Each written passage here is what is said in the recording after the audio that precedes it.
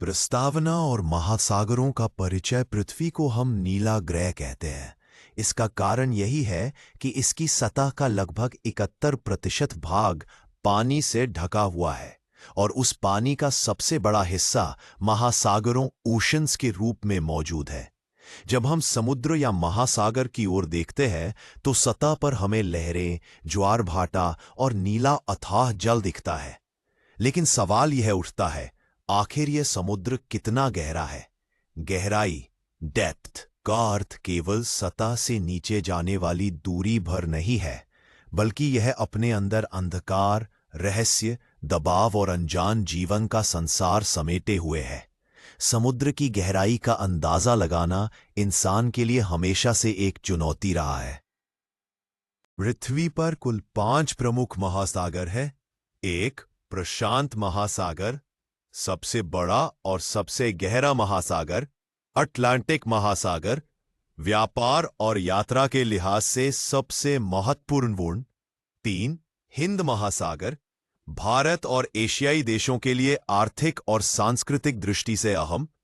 दक्षिणी महासागर, अंटार्कटिका को घेरे हुए। 5, आर्कटिक महासागर, सबसे छोटा और सबसे ठंडा महासागर।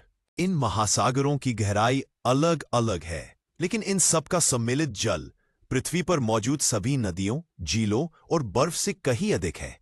अगर औसत की बात करें तो समुद्र की सामान्य गहराई 13,700 मीटर 3.12 किलोमीटर मानी जाती है। सोचिए, यह गहराई इतनी है कि उसमें माउंट एवरेस्ट 8,048 मीटर जैसी ऊंचाई का पहाड़ भी डुबो दिया जाए तो उसका एक बड़ा हिस्सा ऊपर ही रह जाएगा। लेकिन यह औसत गहराई है। कुछ जगहों पर समुद्र बहुत उथला है, वहीं कुछ जगह इतनी गहरी हैं कि वहां तक पहुंचना इंसानी तकनीक के लिए भी कठिन हो जाता है।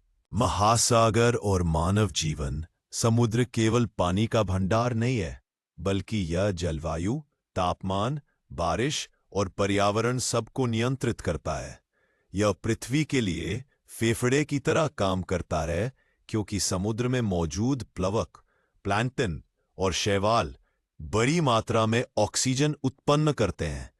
इसके अलावा समुद्र मानव सभ्यता के विकास का आधार भी रहा है।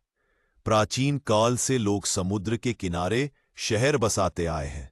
समुद्र ने व्यापार, संस्कृति, भोजन और ऊर्जा का स्रोत दिया है।